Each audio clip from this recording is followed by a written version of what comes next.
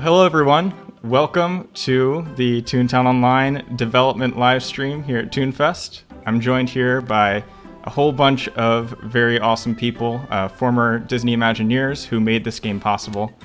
And rather than babbling on, I'm just going to go ahead and let each of them introduce themselves to you. And should I go ahead and introduce myself? Yeah, go for it. Okay, fine. My name is Bruce Woodside. I was the animation director on Toontown. And what was your favorite Toontown project that you worked on? The start of it, actually, the initial sessions in the conference room. Those were an awful lot of fun. Just getting it off the ground was fun. Cool. Well, I'm Felipe Lara. I was the art director. And then in the last couple of years of Toontown, I was creative director as well. And my favorite projects were also at the beginning. The beginning was awesome, like putting everything together, getting it off the ground. There were also, I think the fishing was pretty cool. And I really liked also at the very end, we started working on Toontown 2, and we put together a couple of prototypes that they were a lot of fun to work on as well. So Awesome. And Felipe, expect some questions about that later, because now that you've said it, the Toontown fans are going to, they're going to want to hear it. All right. Next is Jesse. Yeah, hey there, Jesse Schell here. I was the designer on Toontown in the beginning, right up until about launch, and then later helped add some parts to Toontown as part of Schell Games. I think my favorite part, I have to agree, like working on the beginning, like it was so exciting, just kind of spinning it up from nothing and figuring out what Toontown should be. And I think maybe the Toon, the chat systems was definitely one of my favorite things, kind of getting that working, figuring it all out, how that should work. That was really fun. I guess I'm next. Hey, I'm Joe Shochet. Let's see, I started at Imagineering when I was in college. I was, I guess, 20, maybe 21.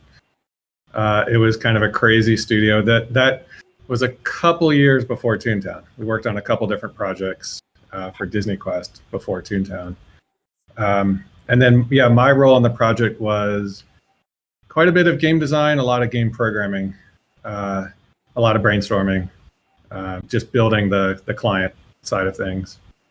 I was there for, 10, 12 years at Disney.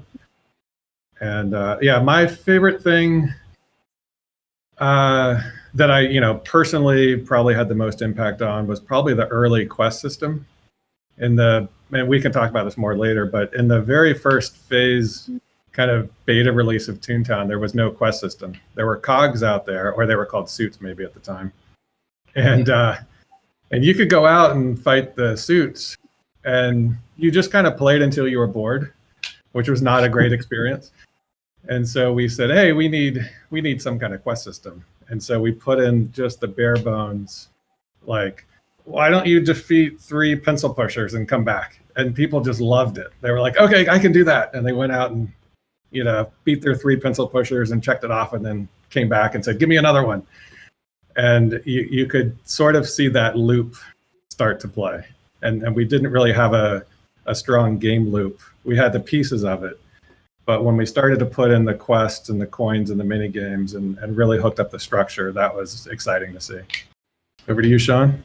Yeah, hi, I'm Shawn Patton. I was an intern at Walt Disney Imagineering back in 2002, and I worked a little on the Toon Creator and then some mini games, Match Mini. But then at Schell Games, as Jesse mentioned, we worked on Toontown Parties and Toontown Racing, and I was very involved in Toontown Parties, so that would probably be my favorite aspect that I worked on. So that was a lot of fun. Great. And speaking of your internship, Shawn, you sent me a video, I think a few weeks back, never before seen footage of your Toontown internship in 2002. So I figured we can go ahead and show that off to the fans here. Recorded off an ancient VHS tape. People don't even know what that is anymore. Is there anything you want to say about this video, Shawn, before I start it? Nothing can prepare you. All right, here we go. Hey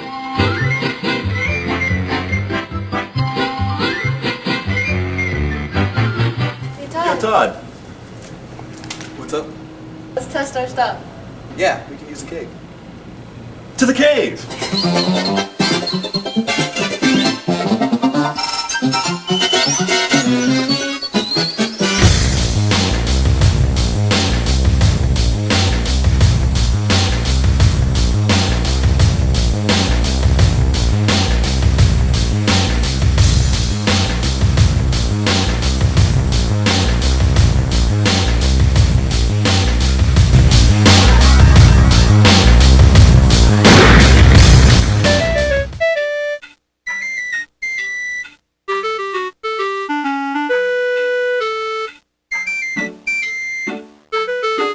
Hey guys, let me test the name shop real quick.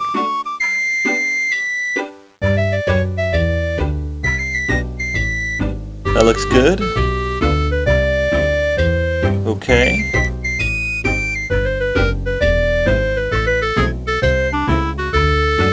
That looks good. It all works.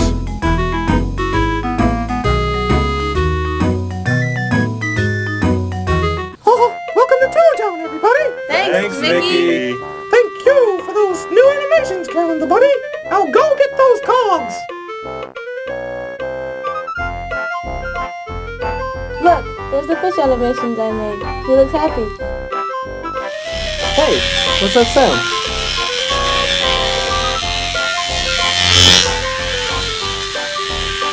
That's just the plane I animated. Toontastic! We need gags to fight the cogs. Let's go play Shawn's minigame. This way, guys. Match Mini it is!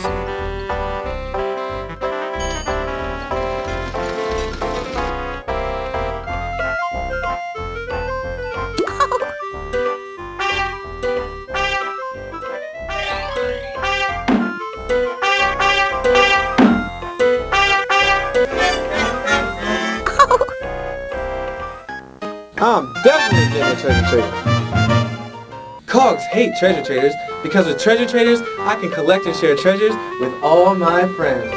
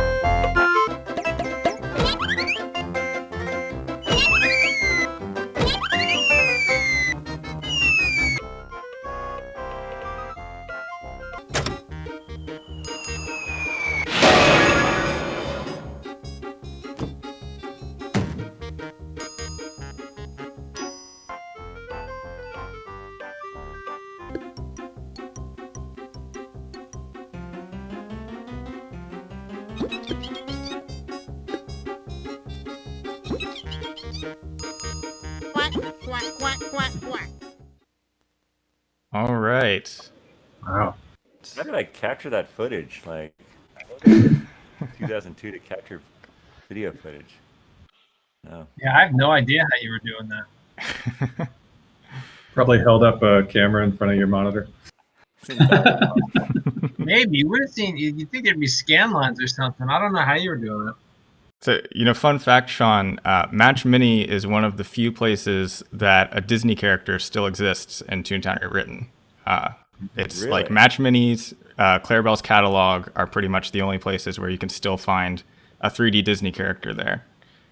Now, to talk about those early days a little bit, what was the feeling with you guys working on Toontown and trying to get it started, without having the community there yet? What were sort of your expectations of what this game was really going to be?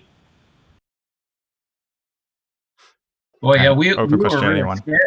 Yeah, I know we were really scared. We did not know how it was gonna go. I mean, MMOs were popular, but would this be able to work out? Because we were doing it, on a pretty low budget. It wasn't like we had the whole Disney company behind us. It was really viewed as kind of an experiment.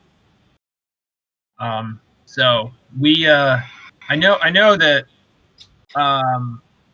we kind of had it out in beta quietly, and we're using the excitement to kind of justify that it should keep going. And so the early players were actually hugely important for us. If people didn't like it, I think it would have killed the project.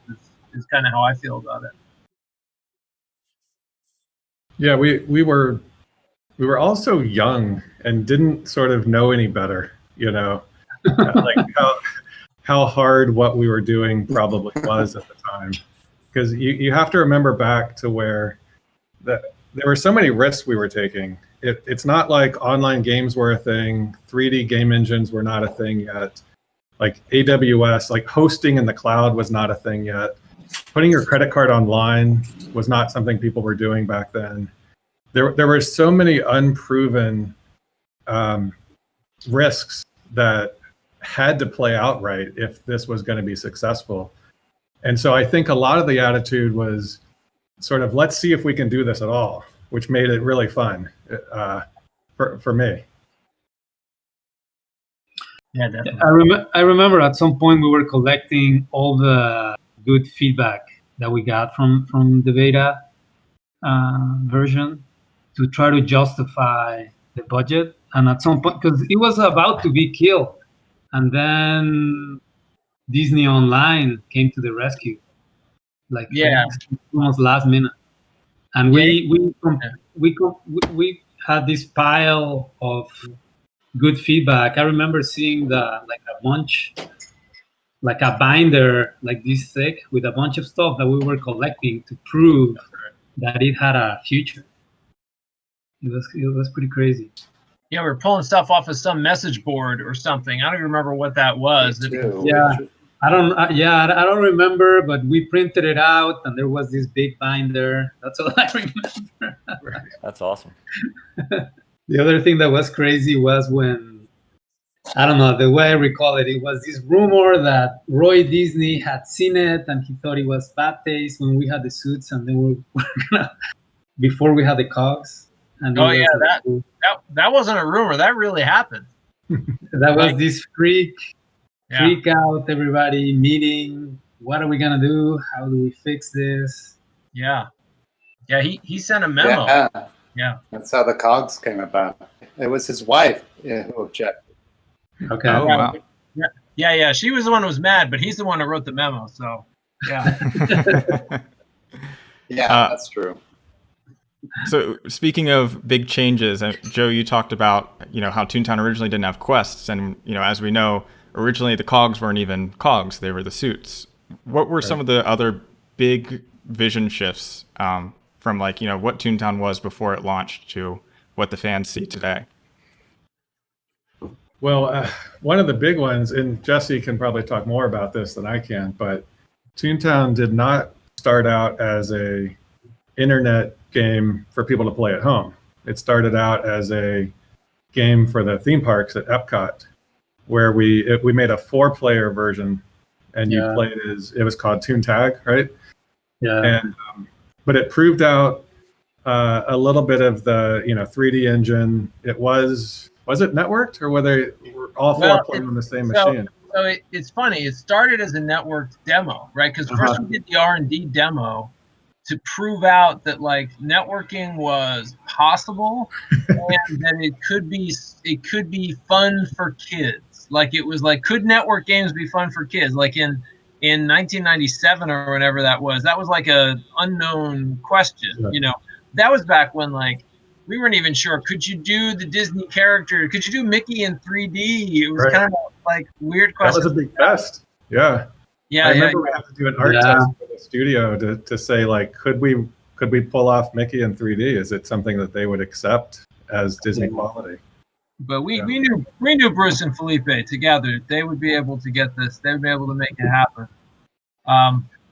Yeah, but so then we had a network version, but the version we actually put in Epcot wasn't networked.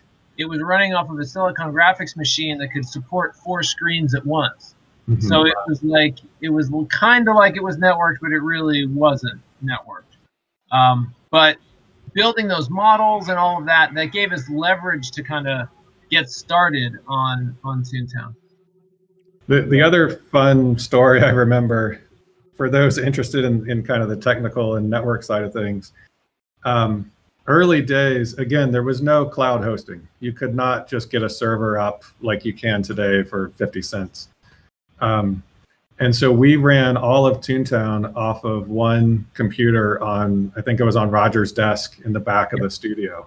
Yep. And it ran like that for months until, one day we get a call from like the Disney Imagineering IT folks, and they're like, "Hey, our network is melting and we've traced it to your building.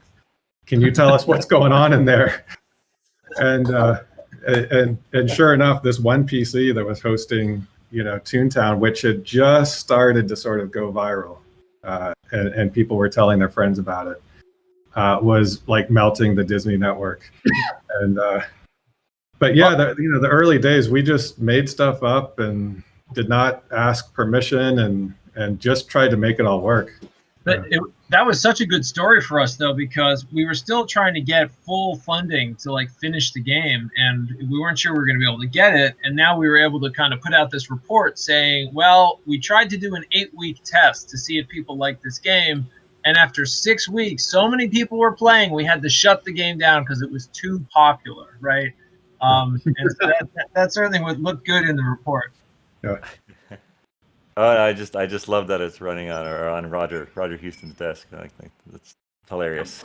It's really funny because our Roger Houston equivalent for Toontown Rewritten, a large portion of the game is hosted on a machine at his house, and we have also gotten messages from his internet service provider saying, "Hey, what's going on here? What are you doing in that house?" So it's really funny. Good tradition. Amazing. So going back to the character designs, I guess this is more for Bruce and Felipe. Something that we've talked about a lot on the Toontown Rewritten team, and that a lot of the fans have been sort of enamored with lately, is the character designs for Toontown. There was one fan post I saw recently where they realized the money bags in Toontown, if you remember, has sort of like a very wide head, and that the texture for that is the exact same texture as the tightwad. And a lot of people had no idea. They've been playing this game for 10 plus years and had no idea that, these were 2 characters using the exact same assets. And I know that was largely, something that had to be done because of the min-spec machines that you had back in 2002. So what did that process look like? Were the character designs sort of informed by the technology limits that you had? Well, it was painful, is what it was. It was a painful process because it was so low res. Everything had to be kept, to the minimum, which is why you got the swap outs of textures and so forth. We were just basically dealing in what we could do with limited polygons. So there were lots of objections coming from Disney Animation. They did not care for the low res characters, and they didn't think it was Disney. So we got pushed back from Peter Schneider and others, the department, about not just the cogs or the suits, but the avatars themselves. They didn't seem to object much to the Disney characters, but they did object to the avatar system. So I don't know how much either of you two were involved with this, but I believe in the later years, there was at one point an effort to sort of work on the cogs to try and create more modern versions. Does that ring a bell at all? So what it was not necessarily to create new versions of the Cogs. It was more add some depth to their story and create environments for them. So we came up with Cog Dominiums. That was Cogdominiums, yeah. Cog Dominiums. And then we came up with a bunch of concepts for each cog has its own environment that kind of had a lot of visual storytelling about the cog.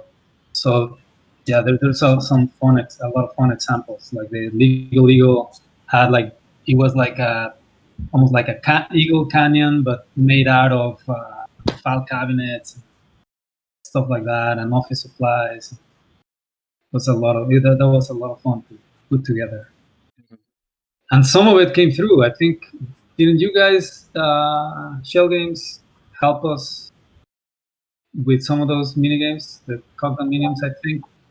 Yeah, we did. We worked on 2 of those, and yeah. There was a time we got in real trouble because we shipped them over to Disney and kind of stopped thinking about it, and it was I think a year later, and we put it in our demo reel. But the one we put on our demo reel hadn't been released, and suddenly it was like a big deal that we were showing unreleased content. Somehow we thought it had gone out, and it hadn't. Mm-hmm. I distinctly remember being on the Toontown message boards and seeing that show reel that Shell Games had released, and be like, "Oh my gosh, look at this new stuff coming!" It never was released. Only one of those 2 mini games was ever released. Yeah, we got an angry letter from Disney lawyers saying you need to take that down immediately. We're like, what? Sorry. One thing I remember about the early spec, we were constrained in 2 ways. One was the computer that kids had at the time, only had a certain amount of memory and probably didn't have a graphics card, CPU, things like that. But also the game was downloaded. From the beginning, it was always downloaded to your computer online. And so I think we had a really smart constraint, which was you need to be able to get up and running and playing within a few minutes. And this was, in 99, 2000, 2001, we're talking about a modem, not internet like we have today, broadband. And I remember doing a little spreadsheet of all right, we get this many textures. If they are, 64 by 64 JPEGs, they're going to be 10K. And so, Felipe, you can only have 20 of these in the whole scene. Otherwise, we're going to blow our download budget. And I mean, we're talking about the whole game fitting in a couple of megabytes, not gigabytes, but megabytes. And nowadays that would stream down in an instant. But yeah, both constraints were super, super tough. Yeah. I think one of the smart things that we did early on is try to come up with a look that was a little bit timeless. I mean, you can still see some of the polygon edges, and things don't look as great compared to today. But the way we did the lighting and sort of the flat shading and had a lot of painted in effects certainly made it look better for longer than it otherwise would have. Yeah, there was a lot of work as well. I mean, I remember, started going back to the characters. I think we planned actually for more optimization that we ended up doing, because a lot of the cogs share the same shape, and then we try to share as many textures as possible. In the end, we ended up not sharing as many textures, but some of them ended up being shared. And even though we ended up with some, I think each cog ended up having its own geometry, at the beginning we planned for, Bruce planned for designs that could share the same geometry. There were a lot of share the same shapes. And then for environments, I played with different patterns and playing with adding polygon color, this and this other way. How could we get the most bang for the buck? What color add to the texture, so multiply by another polygon color could give me the most variety. Right. And there was a lot of testing like that. Mm-hmm. Yeah, you guys were so clever at the business of like you'd have these buildings that were just basically 2 straight polys here and 2 straight polys here, but then you'd paint it, you'd overlay a texture on it in a way that really hid the facets. It made it really look curved. It was amazing. Definitely. And absolutely. I mean, I think that's been one of the big reasons that people like, kids are still playing Toontown today, because it really, like you said, Joe, has that timeless art style that can appeal to people even compared to today's more modern games. Yeah. Now, in Toontown, there's jokes like everywhere. There's the buildings, there's the dialogue, there's knock-knock doors, like everything down to the weapons and the enemies that you're fighting in the game is like one big joke. And so what was the process like for you guys to just come up with all of that? Because it's an absurd amount of stuff in there. Well, there was I guess we tried to do it in every way that we could. I know I was very passionate about let's get as many jokes in as possible. So things like the store names was something I took a lot of initiative on, trying to let's see if we can get those to be as good as possible. And one of the technical achievements of Toontown was the sign system for putting the signs on, because we didn't have texture memory to do that. So Skylar put together this typesetting system so that we could like load up a couple fonts and then like typeset them in all kinds of crazy ways and put that up there. And it was like seeing all the work he was going to do on that. It's like, we better get a lot of jokes in there. And then we just looked at every opportunity, like the whole thing with the knock-knock doors. That came out of the fact that, right, at one point, we didn't have all those doors, right? And instead, and so we like the place looked really vacant with no doors. So Felipe started putting doors in everywhere, but then the doors didn't open, and people were like, what's wrong with the door that doesn't work? So we're like, well, we can't make everything open. Maybe we could just have them do something. And so that's when we came up with the knock-knock jokes. And anyway, so we just looked for every opportunity to get more and more gags in there. What were some of the things that you guys hoped that you might be able to do with Toontown one day that you just never got the opportunity to? I mean, I always thought that Toontown had so much potential in the way that, like, the main theme of the game, it's awesome. It's like this irreverent thing of work versus play that we can all relate, adults and kids, and it was so much fun, the environments and characters. And I always felt like, because of the limitations at the time, we didn't realize visually what it could be, and even like game design. It was a lot of super clever things, but we had a lot of limitations. I was always hoping for a Toontown 2 that we were gonna get all the things that we learned, and we were gonna make this amazing game.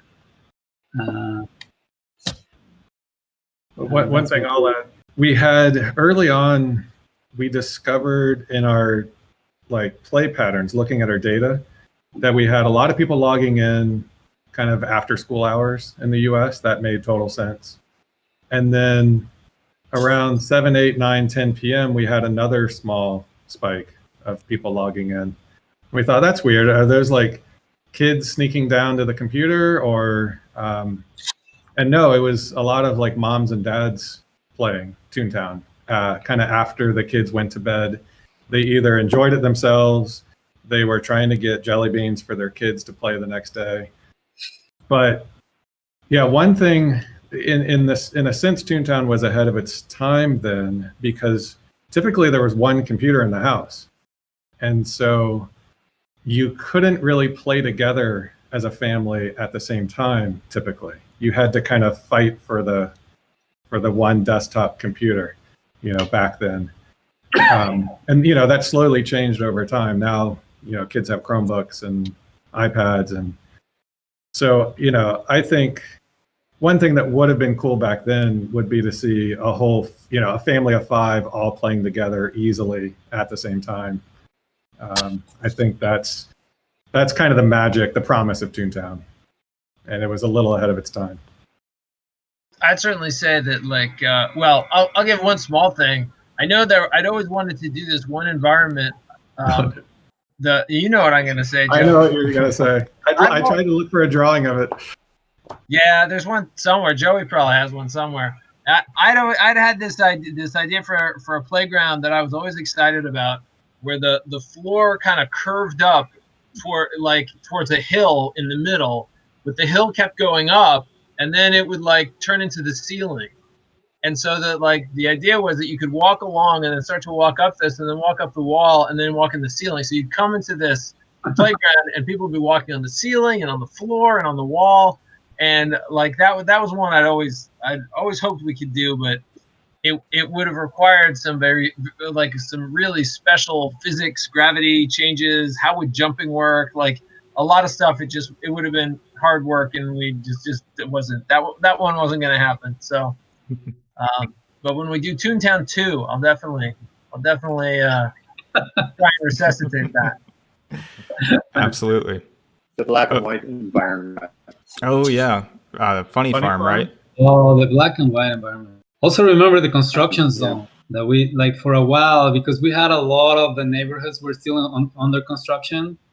So we were gonna have this construction zone, and there were all these ideas from an early Mickey cartoon with, I don't know, all these construction equipment and crazy stuff happening all over. We never really made it. There was some pretty cool ideas.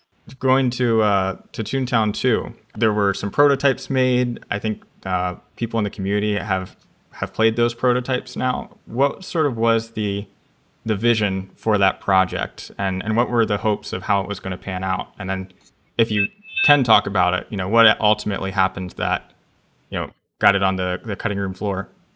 No, I mean, it was pretty simple. I mean, the intention was to try to sell the company into the potential of Toontown. So we were trying to put together prototypes that show the potential, like what a modern version of Toontown would be. And we wanted to add more storytelling to some quests. So we put together basically two prototypes. One was the Toontown 2 prototype per se, which was this neighborhood where all the buildings were much more interactive, and they had more storytelling, and they were more cartoony. And so it was like this piano themed building where you could jump on and you would play different sounds. You could create music. And also there were some traps where you could lure a cog to a specific spot and then jump in some sort of mechanism, and you would drop an anvil on top of them from far away. Things like that were more interactive. So that was one prototype. And then the other prototype was called Toon Adventures, which the intention was that when you were walking in Toontown, in one of the neighborhoods, you could enter a building. And when you enter a building, you would go into this other mini game or mini adventure, like mini quest, basically.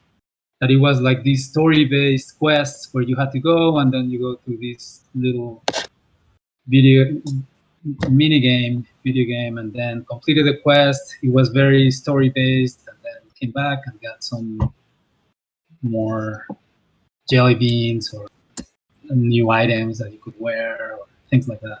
So we put together the Cartoon Adventures prototype, and then the other Toon, let's say the Toontown Central 2 prototype. And the idea was just to sell the company into the potential of this, to invest, because it was a lot of money to invest. And Toontown was always popular. It had a lot of people playing, but not enough compared to what they were making in movies and new IP and everything. So it was hard to convince the company to invest on something like that. And so at the time, the potential of virtual worlds was kind of like the wave of the future. And we were trying to convince them that this was a worthy investment. But in the end, they decided to go with something else that made more sense for the company. I mean, for the company, it made more sense something where you could use more of the IP instead of starting with this unknown IP. Toontown which nobody knew, and you had to market from scratch and all that stuff. They wanted to do this World of Worlds or something like that, where it was like a virtual Disneyland kind of thing, which has been recycled over and over since the early days.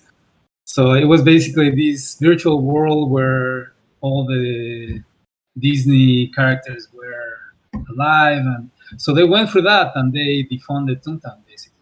So that was Disney Infinity, I believe, right? Is Yeah, I that what think that product ended up being? Yeah. yeah, I think Gotcha. so. I mean, it was nothing evil. It made sense for the company, but it was unfortunate for us. So now, all these years later, we're 7 years out from when Toontown closed, and there's still tons of people playing today. I shared with you guys that just earlier this year, we had the most players on Toontown written that we've had in years as a result of quarantine. So, in this era of COVID-19 and everything, what do you think of the role of games like Toontown, and sort of how is it the same as it was when you originally envisioned it, and how do you think it's different just based on the society that we're living in today? Well, one thing is I think Toontown was as a game was safe. It was a safe place. It was designed that way. I think a lot of the impulse to go play in the safe playground is. It was always designed that way. So now it comes in handy. Yeah, I think the modern equivalents are for Toontown right now are things like Minecraft and Roblox, are where a lot of the people who would have been playing Toontown back then, like kids that age now, are playing those games in spaces. So in a lot of ways, I do feel like we're way ahead of our time, because those kind of games are becoming so normal. And the main thing that's really changed is fundamentally the business model. Toontown was driven off of this subscription, and when we made the transition into sort of free to play games, Toontown just didn't quite figure out how to do that. I mean, Toontown didn't, Club Penguin didn't, almost none of the old school virtual worlds did, and in a lot of ways, some of these new games, they have a lot of the original vision of Toontown. I guess one thing we don't talk about too much, even though we ended up with the kind of battling the Cogs vision in the early days of Toontown, we talked a lot about creative stuff. We wanted people to be able to paint their own buildings and build their own neighborhood, and we talked a lot about that stuff. But when we sat down and tried to do it, it's like, the technology is just too hard, and how's that going to work, and all these challenges with it. And we ended up kind of going more down like kind of this RPG light kind of structure. But nowadays a lot of these games are so based on user generated content, and I do feel like if someone, if we're going to bring back a Toontown here in the modern day, it would want to have a lot of those things that we couldn't do back then, but are now starting to become, normal and very desirable. And I guess in the later years of Toontown, I think we got a little bit of a taste of that through Toontown parties, where people were able to sort of make their own mini neighborhoods with different activities and stuff. So, Shawn, I don't know if you want to talk about that a little bit. Yeah, no, I think you're right. I mean, it gives you a sense of ownership, right? You get the anticipation and excitement of building this area, and then you wait for the time or the day, and then you get to see people enjoy it, right?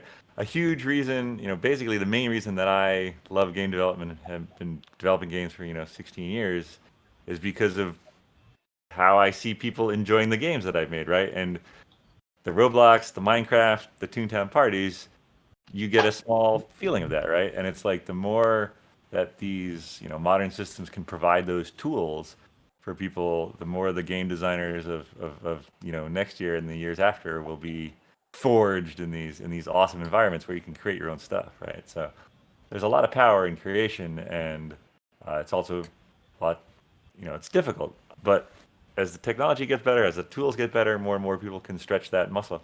I mean, you see kids who want to be YouTube content creators now for various reasons. Like they either want to do vlogs or making stuff or playing games, and it's just really exciting that it's a new way of being creative, right?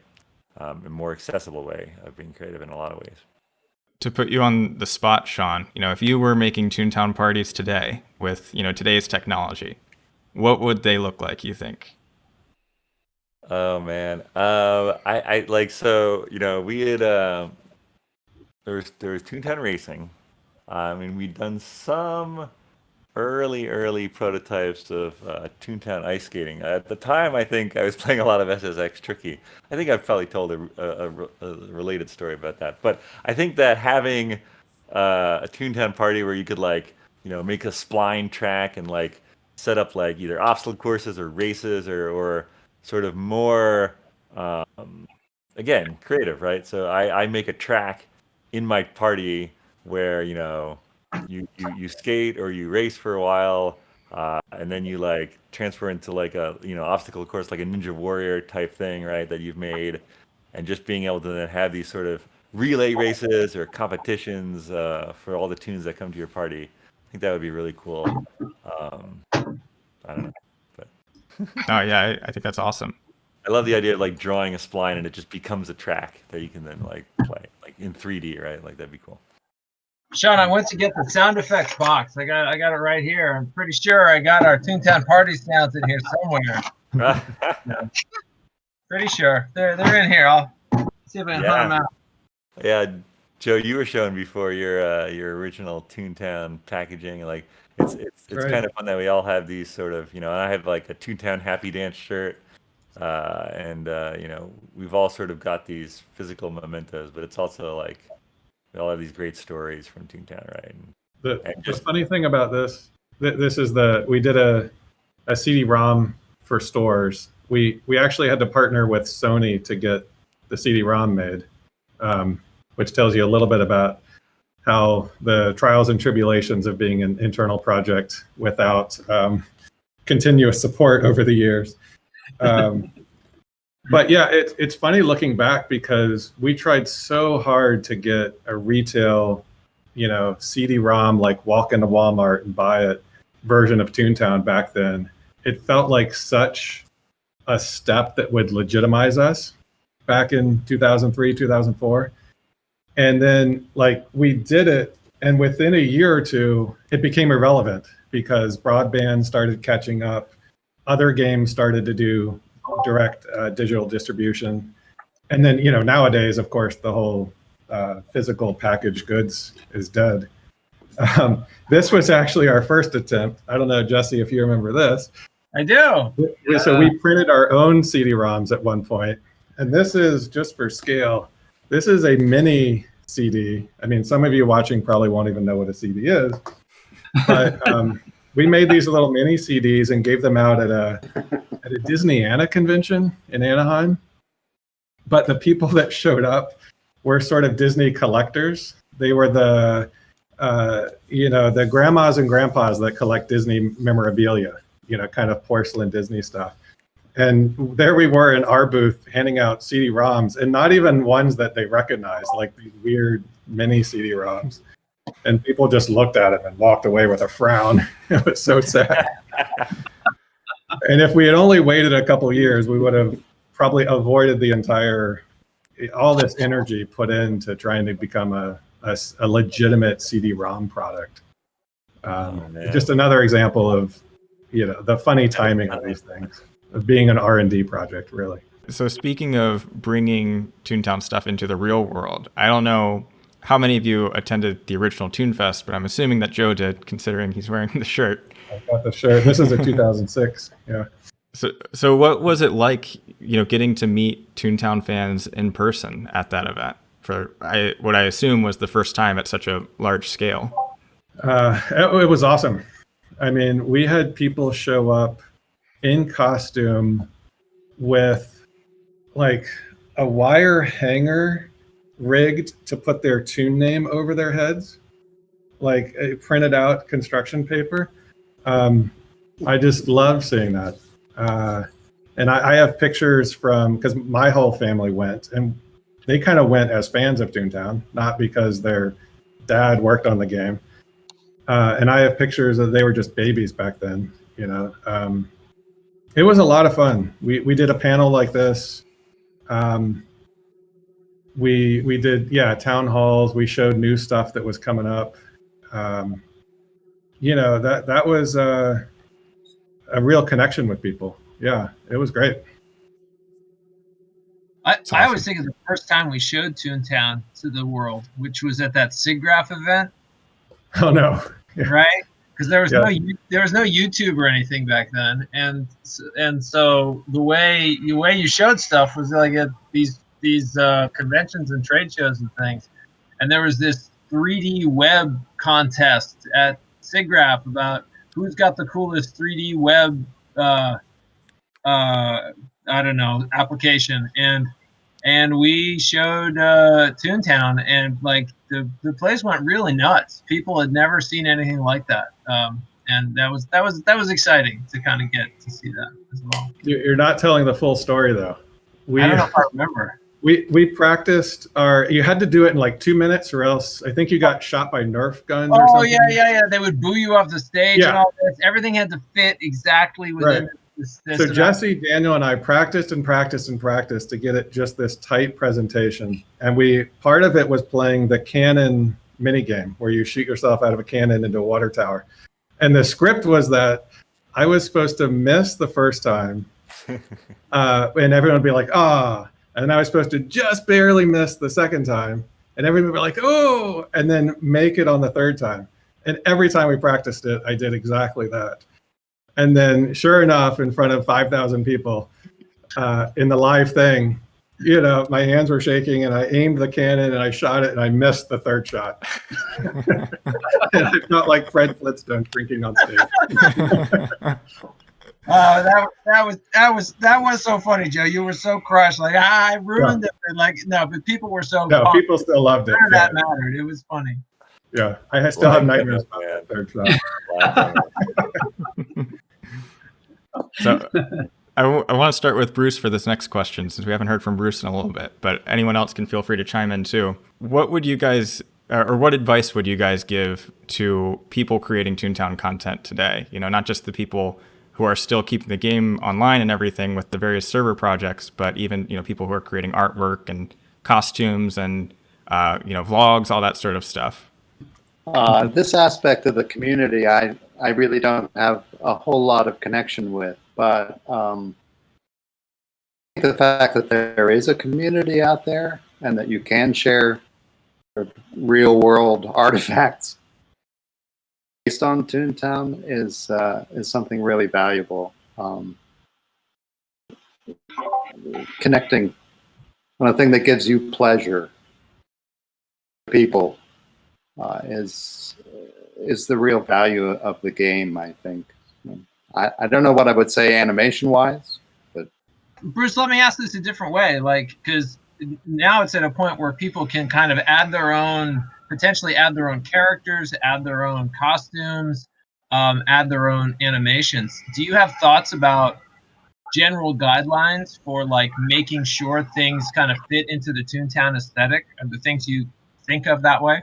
For us, it was drawing on old cartoons, especially Warner Brothers cartoons, as opposed to Disney. I mean, Disney did gags, you know, did shorts that were based on gags and so forth. But a lot of the other studios that didn't go in the direction that Disney went, which was extended nerves and so forth. A lot of the other studios just did 6 or 7 minute gag cartoons. And that's where the attacks and so forth came from. So got those cartoons that were done in the 30s and the 40s by Warner Brothers and others. That's where the animation came from. Yeah, and the humor as well, I think, is more Warner Brothers. Some of the early Mickey cartoons are also pretty. A little more irreverent. I'll echo Joe. Like he was talking about ToonFest, seeing the cosplay, and you know, I had the privilege of seeing a little hint of that. You know, when Joey invited Jesse and I to you know that replay effects and things like that. Just like it's just so it's humbling. It's awesome. Just seeing people, enjoying something that you helped create so much that they then create costumes or the artwork and the whole board. You guys had the board of artwork that people could make there, but you also showcased some other artwork from people, and people had made the gags and like physical representations of them, and it's just like it's so great. That all is so great and so fun to see. It's just really fun. One of our design rules early on that I think served us well is that the gameplay should never get in the way of the socializing and the community. So one of the things that a lot of other online games were doing at the time, whether it's EverQuest or this is before World of Warcraft and way before Fortnite, was that, due to the fiction of the world, it should take a really long time to travel from this island to that part of the world. And there's no way to teleport because that wouldn't make sense. And there's no way to talk to your friend because he's not in the same castle as you.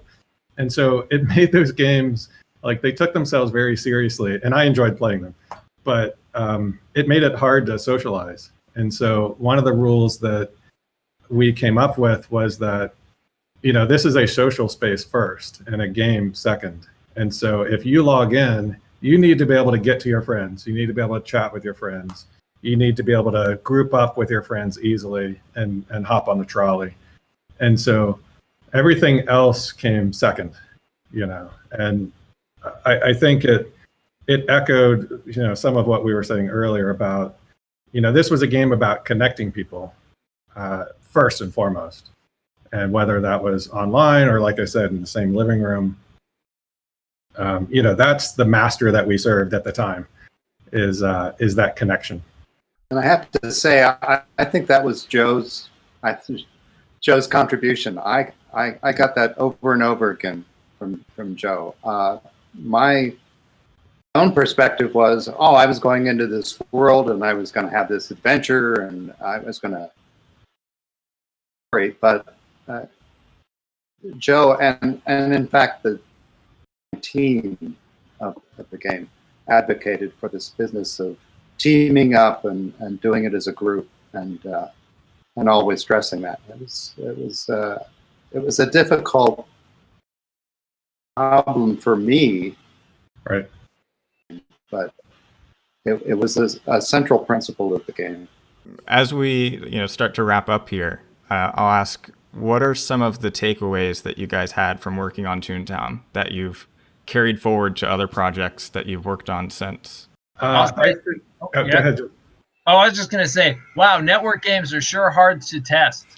That if you're gonna make a network game, like expect it to take 4 times as much work as building a single player game.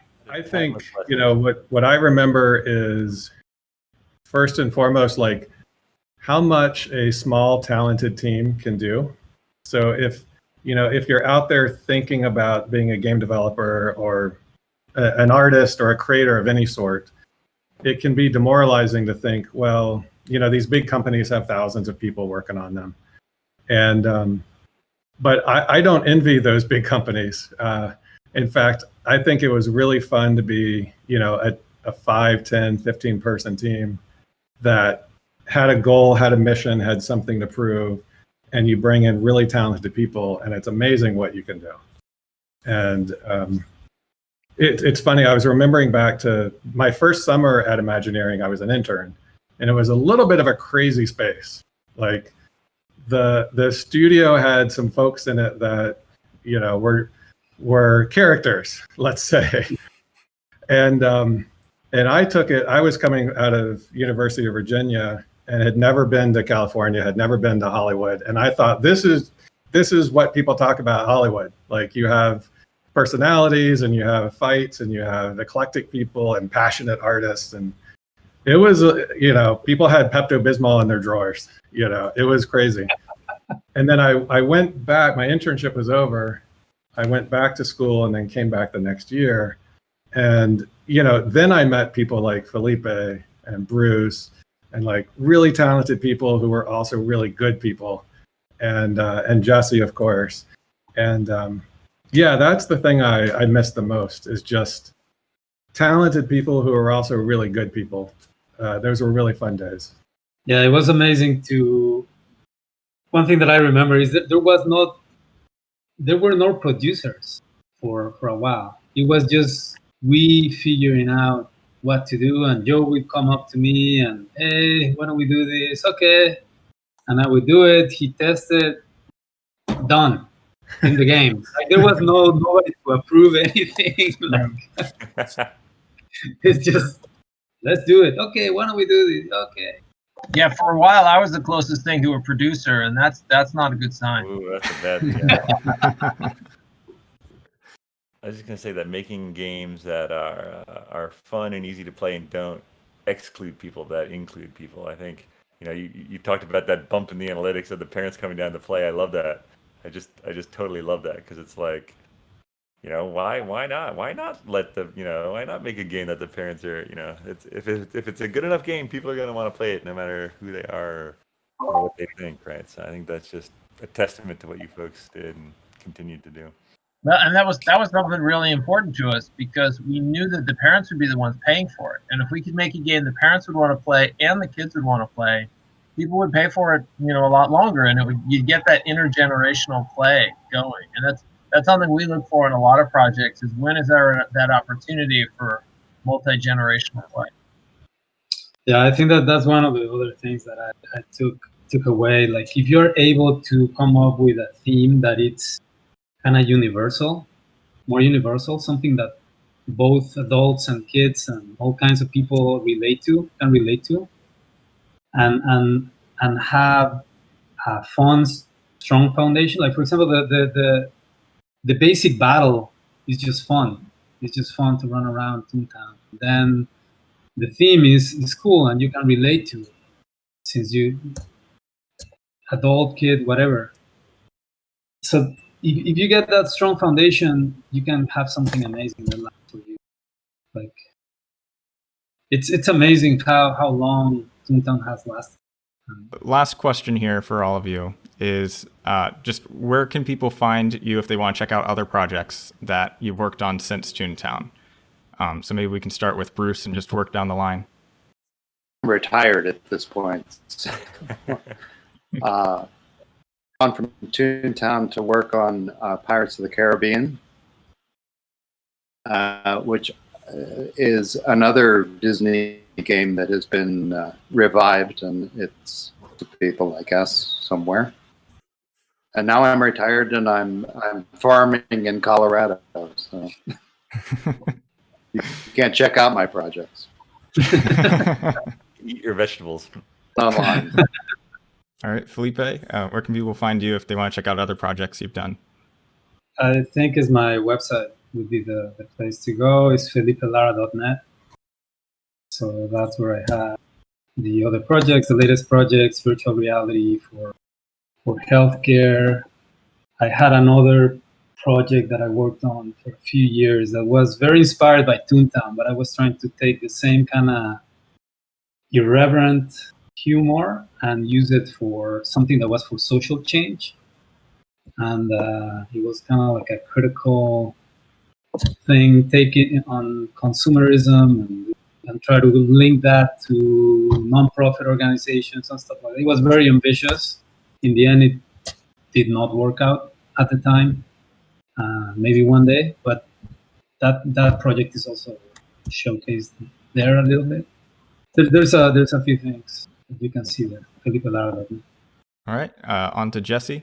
Yeah, if you go to look at shellgames.com, you can see most of my stuff, and some of the other things with my books and such you can see at jesseshell.com.